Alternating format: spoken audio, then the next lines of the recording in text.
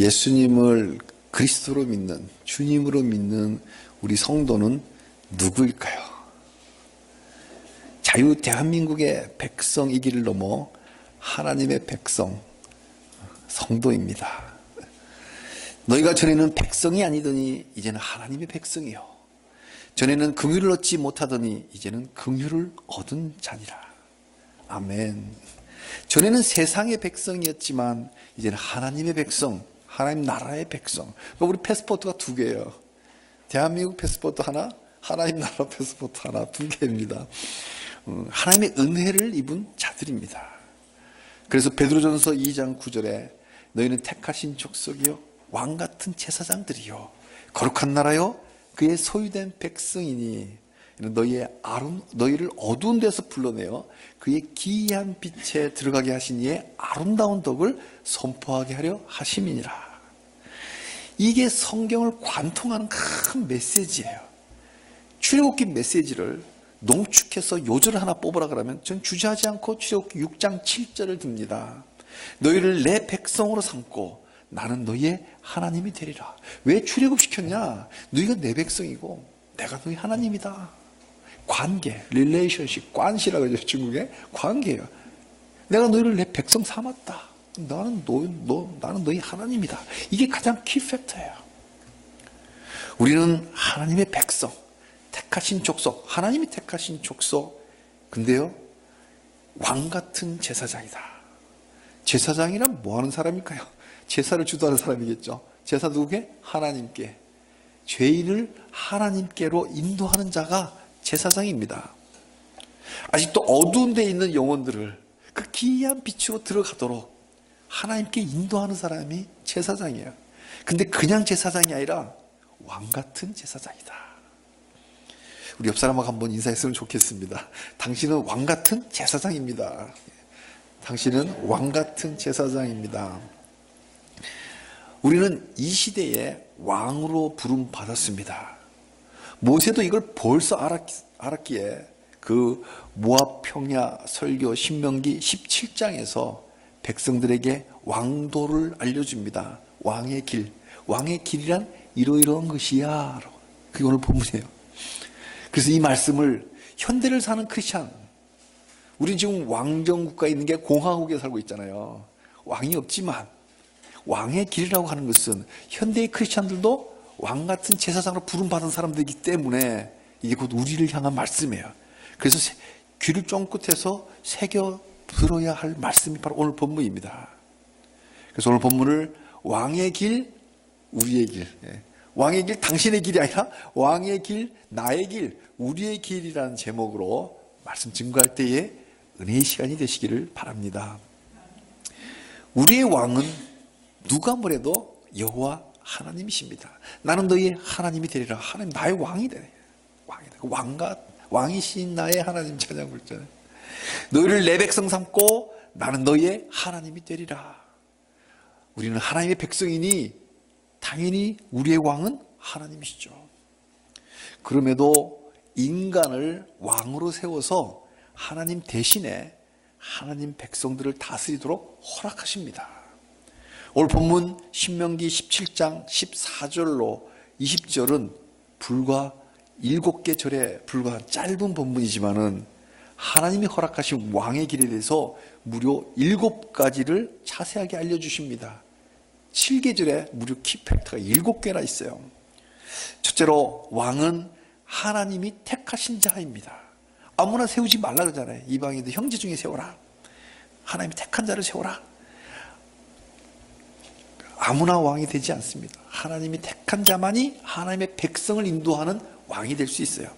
15절입니다. 반드시 내 하나님 여호와께서 택하신 자를 내 위에 왕으로 세울지니라. 아무나 세우지 말라는 거예요. 하나님이 택하신 족속, 하나님의 소유된 백성만이 진정한 왕이 될 수 있습니다. 물론 왕 중 왕은 우리 주 예수님이시고 우리는 작은 왕들이죠. 작은 왕들.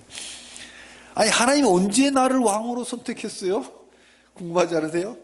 그 대답이 놀랍게 에베소서 1장 4절에 나옵니다. 창세 전에 그리스도 예수 안에서 우리를 택했다. 이 말씀이 기가 막힌 말씀이에요. 세상을 창조하기도 전이니까, 내가 낳기도 전에, 아니 낳기는 고사하고 아담이 만들어지기도 전에 벌써 나를 택했다. 그러니까 뭐야, 나의 뭔가를 보고 선택한 게 아니라 예수님 보고 나를 택했다는 거야. 그러니까 내가 내세울 게 하나도 없어. 다 은혜로 내가 택함 받은 거야. 내가 잘나서 택함 받은 게 아니라 은혜로 받은 거야. 우리는 다 부름받은 자들입니다. 그러니까 우리의 길은, 내 인생은 나의 것이라며 멋대로 살지 않고 부르신 분의 뜻대로 살아갑니다. 그게 왕의 길이에요. 첫 번째 왕의 길, 왕은 아무나 되나 스스로 되나 하나님이 택한 자만이 왕이 된다. 따라서 우리는 하나님의 택하신 그 뜻대로 살아간다. 두 번째, 왕은 자기 힘을 의지하지 않습니다. 16절입니다. 그는 병마를 많이 두지 말 것이요. 병마가 뭐냐면 전쟁하는 말이에요, 말.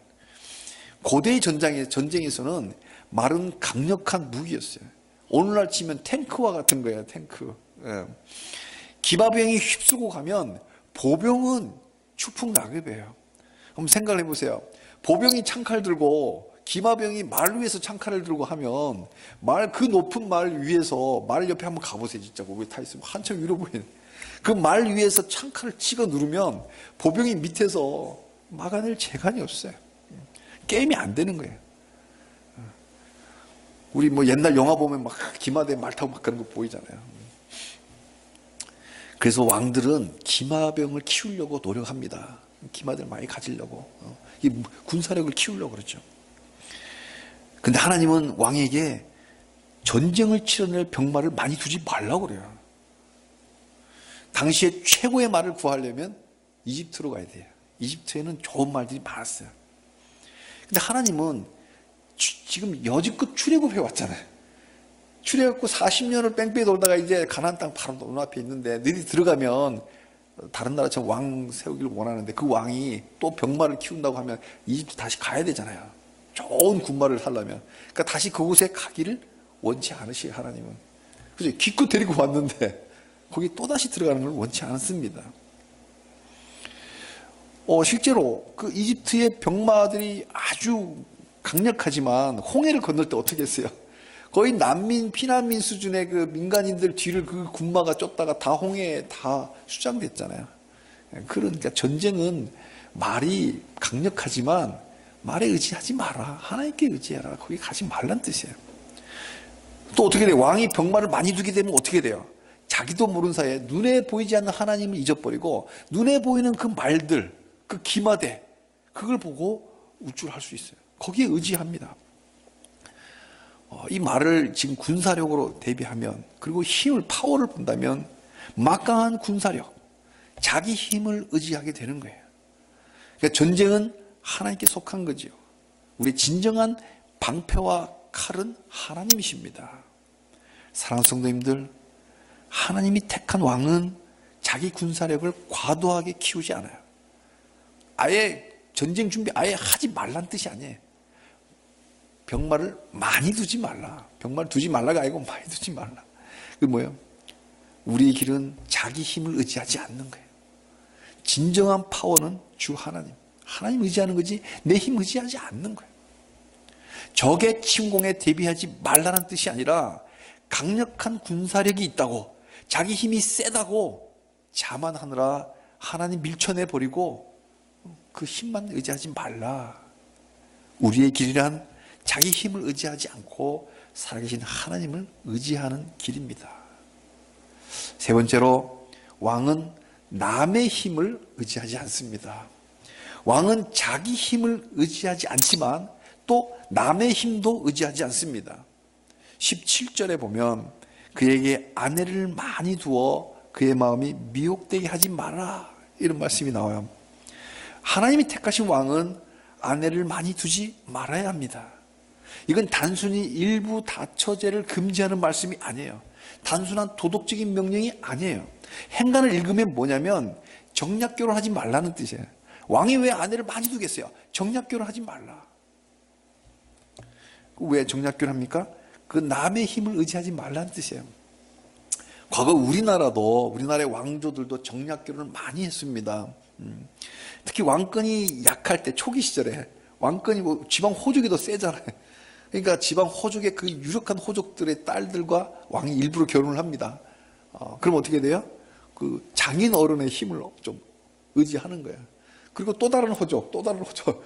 그러다 보니까 본의 아니게 왕들이 아내가 많았어요. 그건 정략 결혼이에요.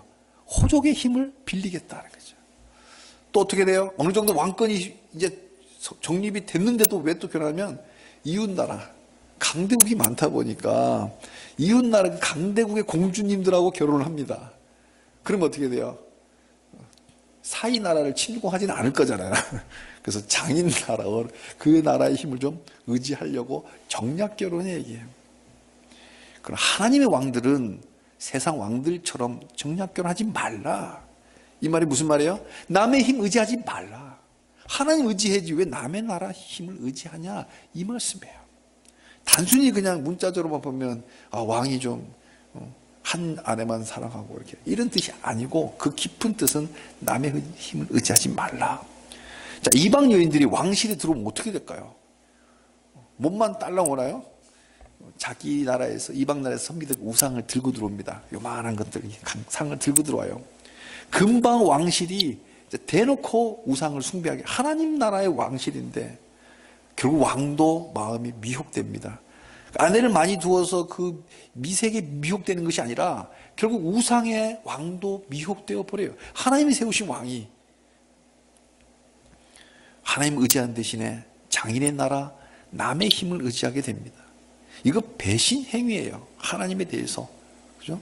하나님이 신실하지 못한 거예요.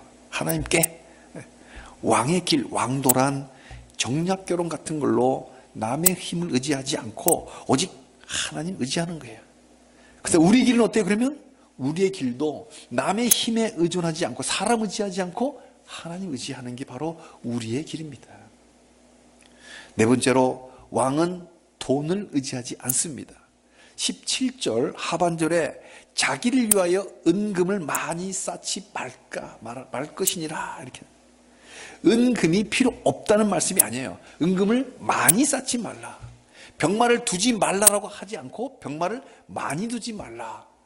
은금도 많이, 필요 이상으로 많이 쌓아놓지 말라. 필요 이상으로 돈을 많이 쌓아놓으면요, 문제가 그때부터 생깁니다. 돈이 없으면 싸울 게 없어요. 싸우진 않아요. 돈이 있어야 싸우지. 근데 많이 있으면 문제가 생깁니다. 이 금은 지금도 화폐의 근간입니다. 종이돈, 이 종이화폐 시대에도 금이 기본이에요. 금이 없는 나라는 돈을 찍어낼 수가 없어요. 그래서 이 금이 돈인데 왕이 자기를 위하여 은금을 많이 쌓아두면 그때부터 하나님 잊어버려요. 돈을 사랑함이 일만하게 뿌리가 되나니 이것을 탐내는 자들은 미혹을 받아서 믿음에서 떠나 많은 근심으로 자기를 찔렀도다.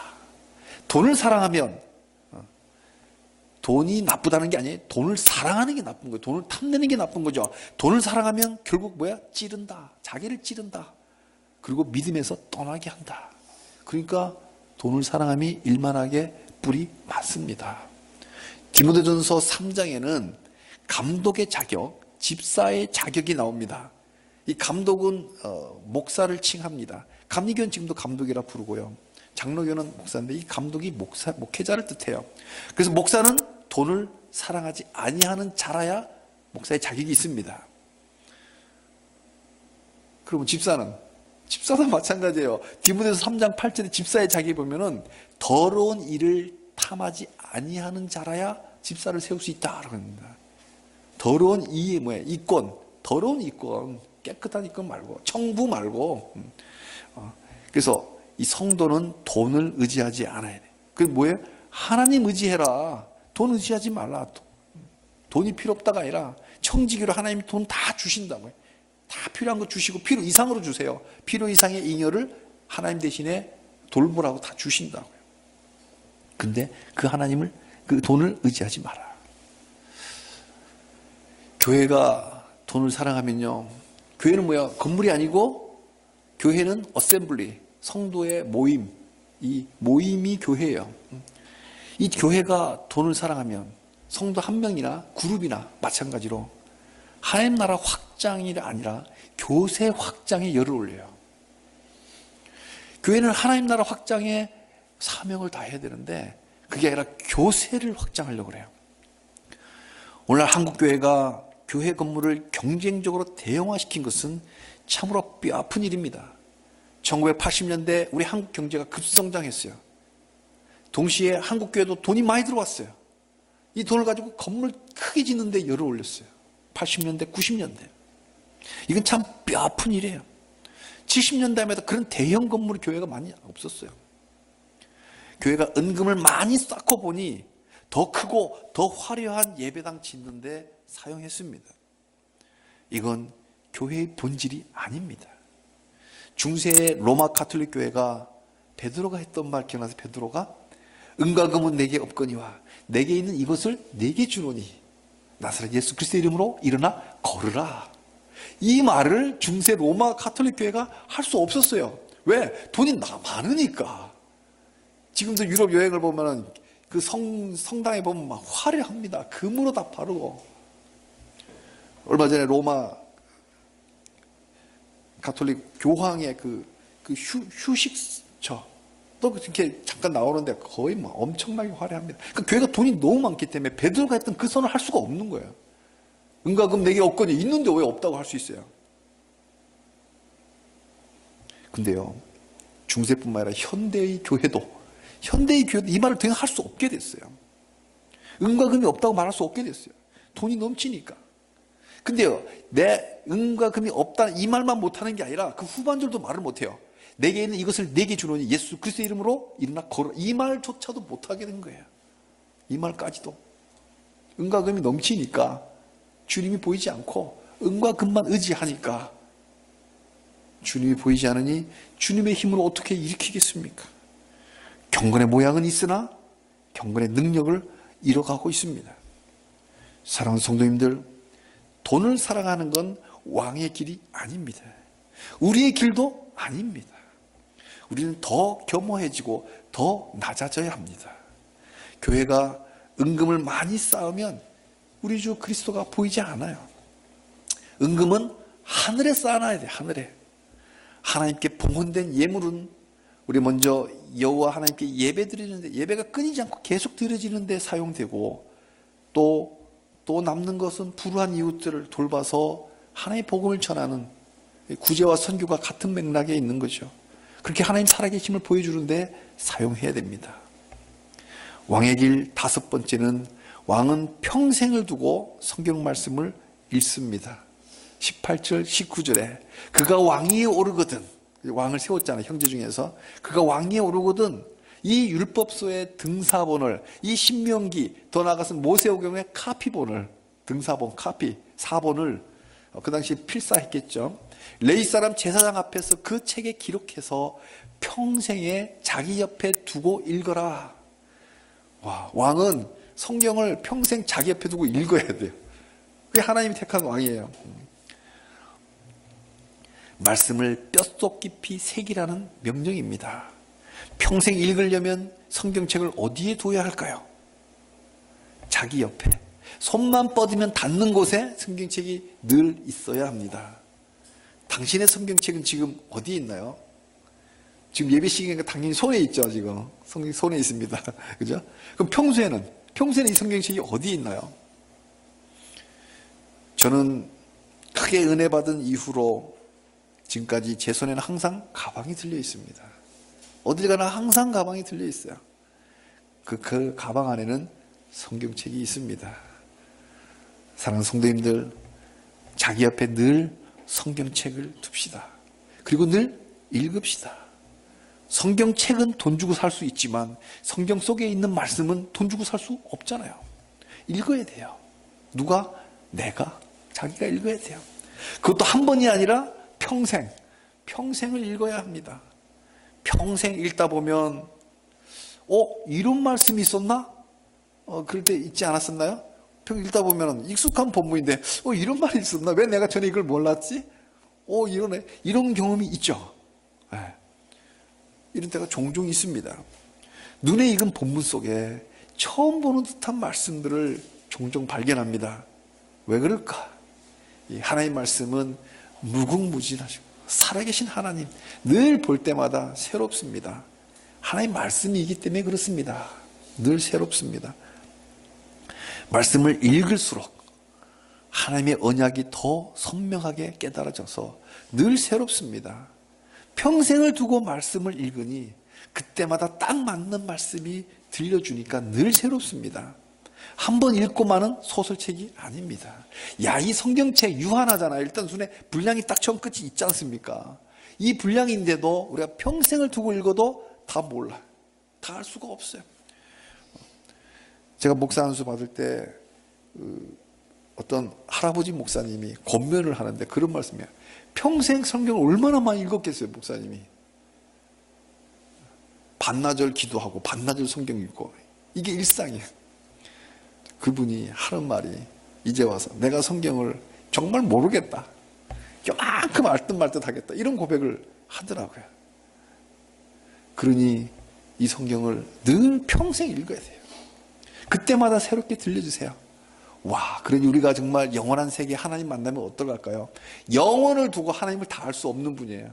그러니까 뭐야, 하나님과 우리하고는 권태기가 있을 수 없다. 왜? 늘 새로우니까. 하나님과는 권태기가 없어요. 이 땅에 사는 동안도 하나님과 권태기는 없어요. 이 말씀 평생 읽어도 늘 새로운 말씀이니까.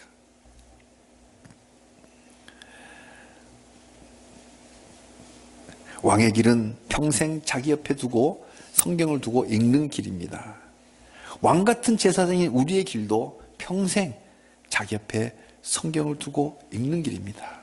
우리 그렇게 매일매일 하나님을 알아가는 기쁨으로 충만하시기를 바랍니다. 여섯 번째, 왕은 평생을 두고 성경 말씀 읽는 것이 아니라 읽는 것으로 끝나는 게 아니라 그대로 살아갑니다. 왕은 성경을 읽을 때 고상한 교양으로 읽지 않습니다. 행동하려고 읽는 거예요. 19절에 그의 하나님 여호와 경외하기를 배우며 이 율법의 모든 말과 이 규례를 지켜 행할 것이라. 성경책을 항상 옆에 두는 장식품이 아닙니다.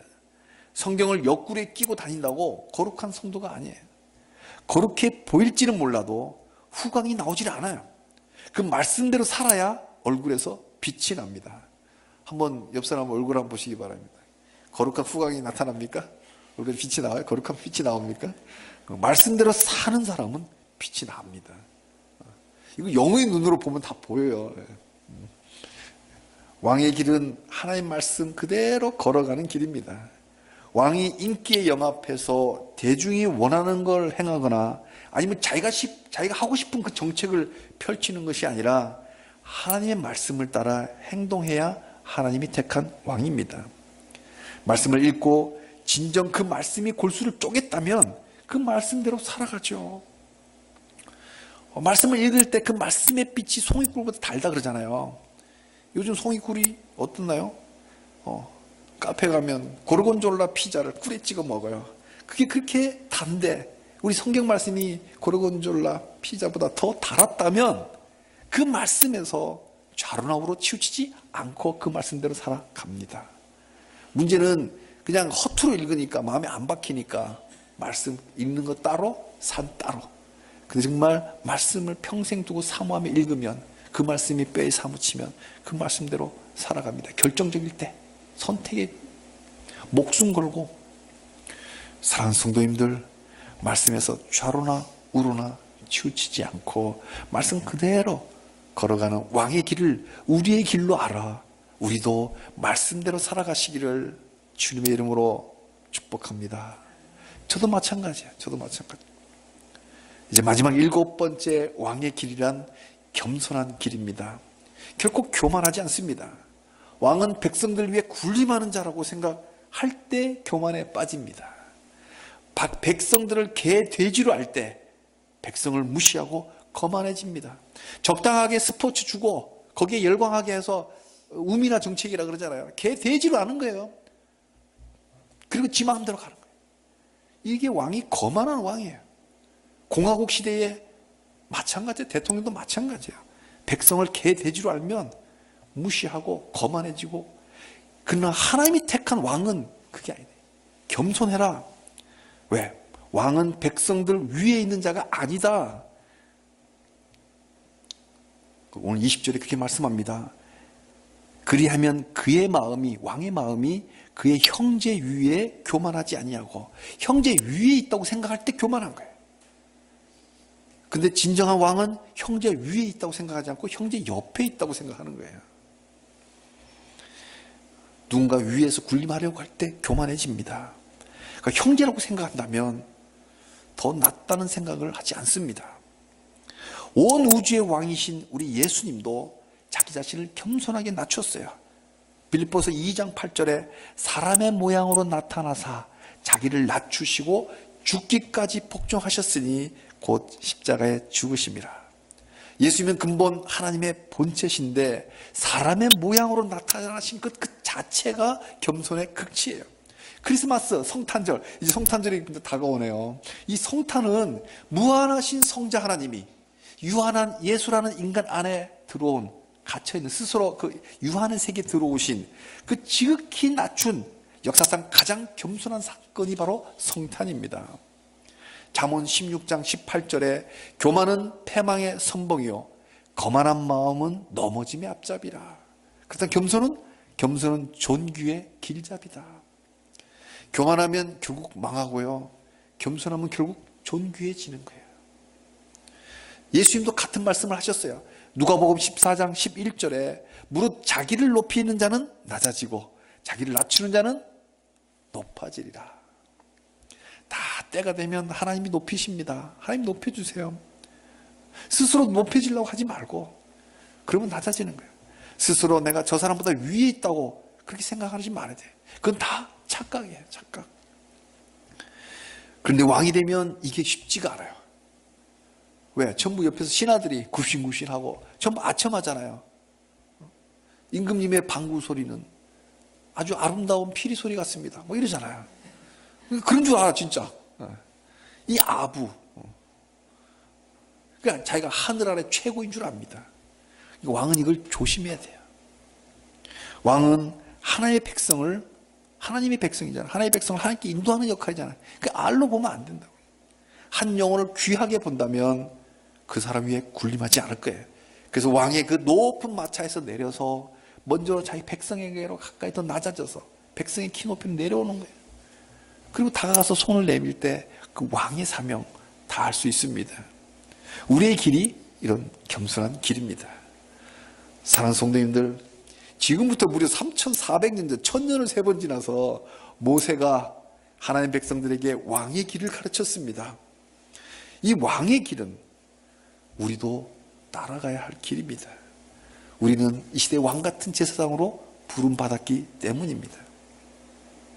다시 한번 정리해 보겠습니다. 우리 모두 스스로 거룩한 척 우쭐대지 말아야 됩니다. 하나님이 택했는데 내가 그렇게 택한 것이 아니라 창세전에 벌써 나를 예수님 보고 택한 거예요. 그러니까 내가 무슨 택함 받을 짓을 해서 택해진 게 아니라네. 그러니까 우쭐대면 안 된다. 첫 번째. 그다음에 우리는 자기 힘을 의지하거나 또는 남의 힘을 의지하지 말고 오직 살아계신 하나님만 의지하며 살아가는 길이에요. 이게 말처럼 쉽지 않습니다. 실전에 딱 부딪히면 누군가를 백이라 하잖아요. 백을 쓰려고 그러잖아요. 하나님을 써야 돼요. 그리고 우리는 돈을 의지하지 않습니다. 돈을 의지하면 돈의 노예가 됩니다. 돈을 다루어야죠. 청지기로서 관리를 해야지 그 돈의 노예가 돼서는 안 된다. 사랑하는 성도님들, 우리는 평생 자기 옆에 성경책을 두고 읽읍시다. 손만 뻗는 자리에, 손만 뻗으면 닿는 자리에 항상 성경책이 있도록 했으면 좋겠습니다. 알아야 면장을 하죠. 저는 이 말을 옛날에 동사무소 면장, 동장인 줄 알았어요. 그 면장이 아니라, 그런 면장이 아니라 장벽을 면한다. 알아야 정벽을 만다. 벽 보고 있으면 아무것도 모르잖아요. 알아야 되죠. 그래서 성경을 읽어라. 마음에 새겨라. 저는 그래서 이야기했습니다. 우리 성경 백독을 합시다. 생애 백독을. 남은 생애가 얼마인지 모르지만 백독에 도전해 봅시다. 그리고 읽기만 아니라 행동하자. 말씀대로 행동하자. 행동하는 양심, 행동하는 믿음. 그리고 마지막으로 겸손합시다. 겸손은 존귀의 길잡이입니다. 누군가를 하나님께로 인도하는 이 왕같은 제사장이기에 더 겸손해야 됩니다. 그냥 우리는 먼저 믿었을 뿐이지 더 나을 게 하나도 없어요. 먼저냐 나중에 이 차이밖에 없어요. 그래서 뭐야? 먼저 된 자가 나중 되고 나중 된 자가 먼저 될 수 있는 거예요. 한 영혼을 형제로 대할 때 우리 진짜 하나님이 택하신 왕 같은 제사장들이 될 수 있습니다. 한 영혼을 형제로 대해요. 형제로. 사랑하는 성도님들, 우리 모두 왕의 길을 우리의 길로 알아 한 영혼을 하나님께로 인도하는 이 뭐야? 밤하늘의 별과 같은 인생이에요. 밤바다에 그 배를 항해할 때 선장들이 북극성을 보고 북두칠성 북극성을 보고 그 밤하늘에 빛나는 별을 보고 방향을 가져요. 그러니까 우리는 별 같은 인생이에요. 어둠에 있는 사람들을 하나님의 귀한 빛으로 인도하는 사람들이니까. 그러려면 어떻게 돼요? 그 왕 같은 제사장 길이 앞에 7가지 이야기했던 이 길을 따라가는 하나님만 의지하고 겸손하게 왕의 길을 살아가시기를 주님의 이름으로 축복합니다.